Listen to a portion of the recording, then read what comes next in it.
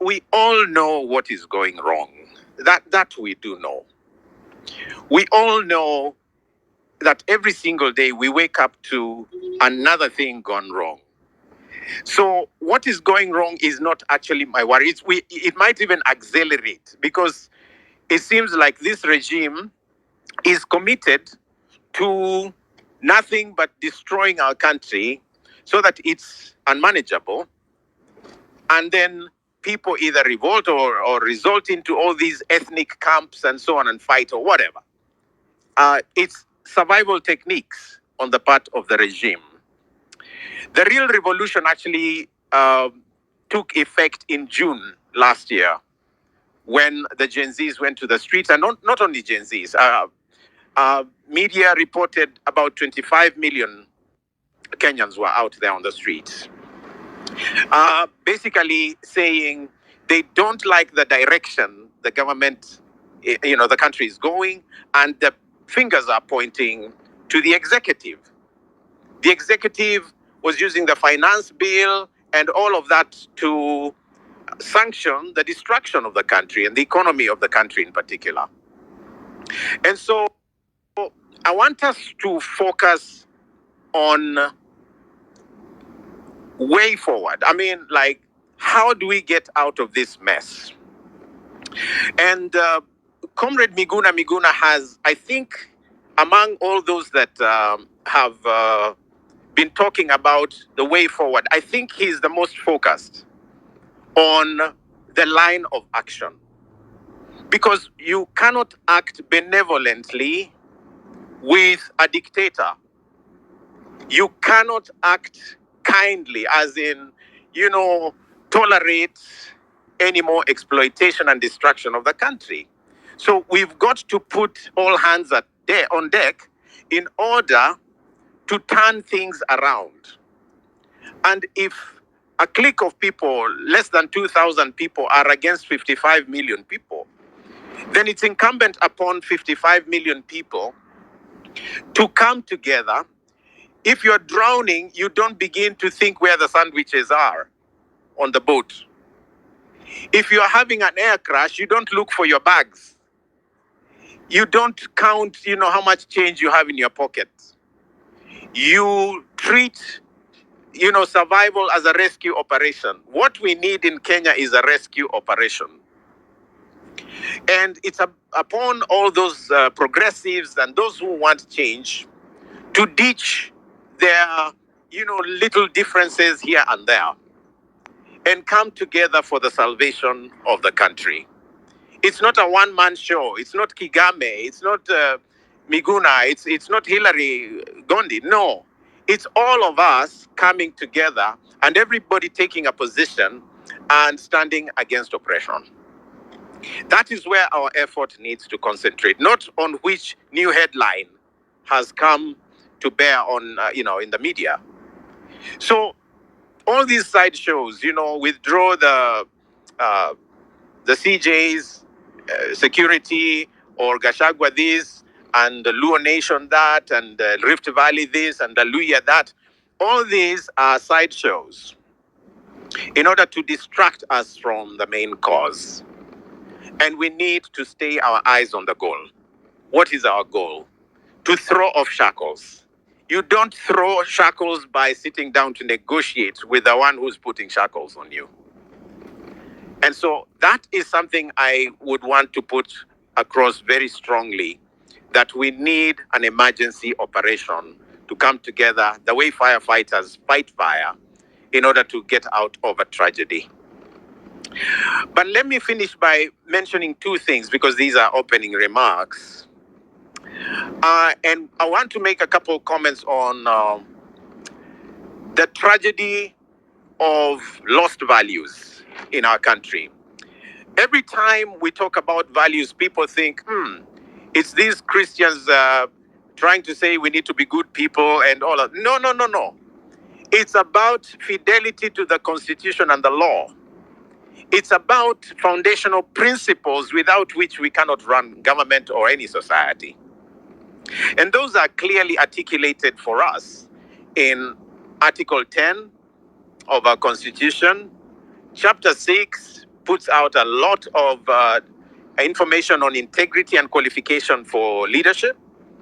And even if you were to go into the public sector and so on, Article 232 is very clear on what should be happening in the public sector, in the workplace. So it's not lack of values, it's that we have thought these things called values to be dispensable. We think we can do without them, that we can run the economy, we can run the executive, parliament, audit reports and all of that without appeal to values. You can't. In fact, Article 10 says that you cannot even make decisions in government without the fundamental values listed there. You cannot. You cannot even do planning without those values in place. Now, those are insofar as the Constitution and the law in general give to us as a country. But I am a bit worried about what I would call personal values, because these are the ones that will tell us whether you can actually perform fidelity to the law or not. So, and I want to give you a perfect example using the so-called previous opposition.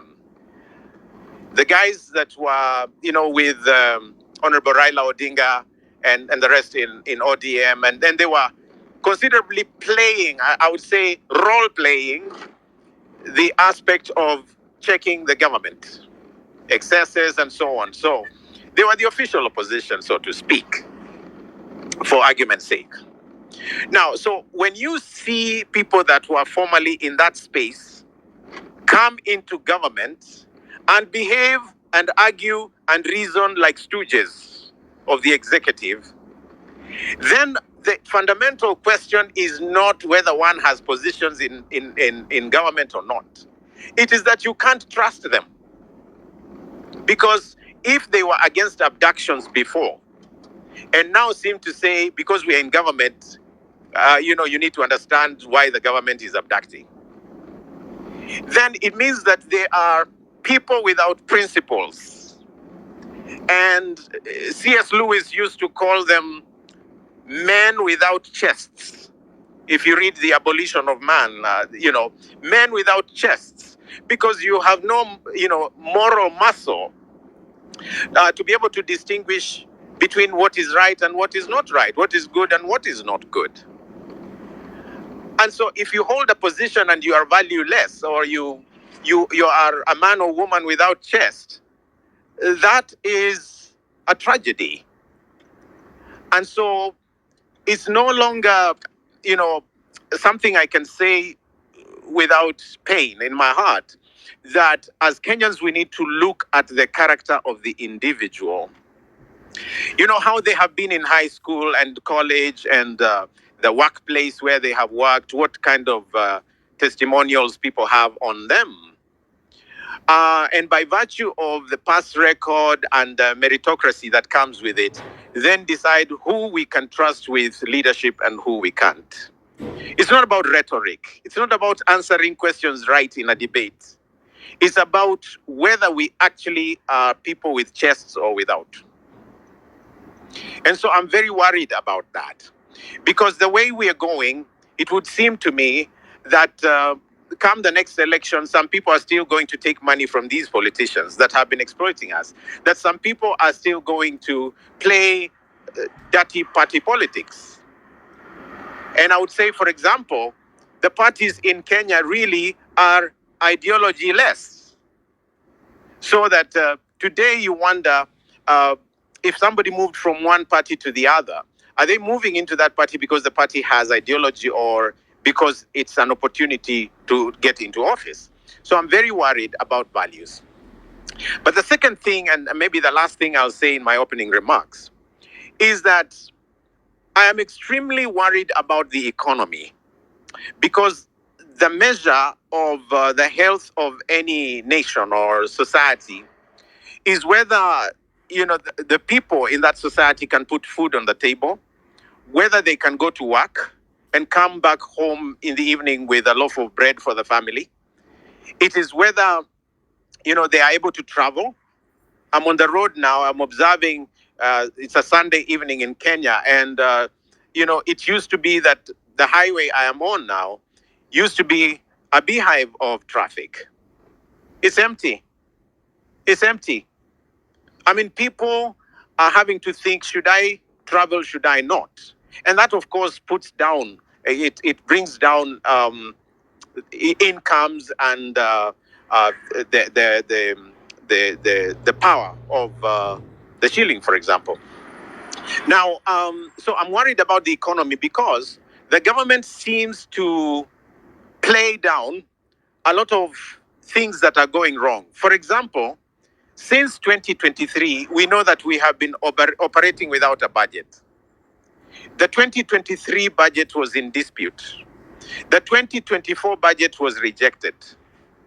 In fact, we rejected it. And so what they did was introduce what we call supplementary budgets, whatever that means. So budgetary expenditures on top of a rejected budget. And now nobody really knows what we are dealing with regard to income and expenditures and the projections that go with it. Are we, in fact, because both 2023 and 2024 budgets were in dispute, how do we even move to project the 2025-2026 budget with all that baggage behind us? The issues have not been addressed. So I looked at the projections that were sneaked onto my desk, and they seem to be pushing it from the 3.9 margin, 3.9 trillion margin, they're pushing it to 4.32 without even being able to account for the actualization of the 3.9 budget. And by the way, the 3.9, was just floated. The figures were oscillating all the way into the 4 point. So we make all these budgetary projections and even project what we are going to raise without looking at how we are going to raise the money. And then, of course, you have the issue of odious debt. That has been on the table for a while because we are paying for what we did not spend, what we did not do. And, given a chance to be your president, I mean, this would be a critical starting point because we know who borrowed what under Eurobond 1, 2, all these Anglo, all these scandals. We even know who stole what and who was in charge. For example, at Kemsa, I'm seeing, them bringing back Mutahi Kagwe into government before he could answer questions about what happened to the Kemsa billions that were lost. This is a country that laughs and scoffs at scandals, at financial misappropriations. I'm